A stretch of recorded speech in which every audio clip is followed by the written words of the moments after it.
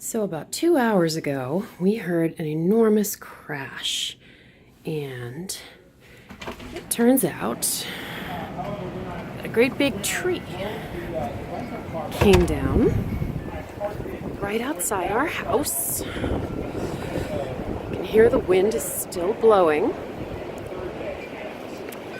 This is not our car, this is a rental car. Our car is in the shop, which is good because it means we can drive it.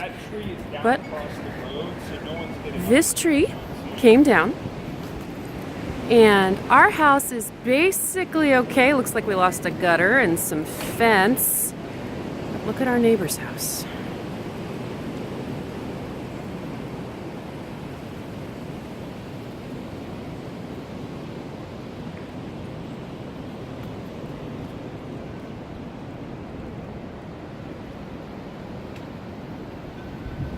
And now it's snowing.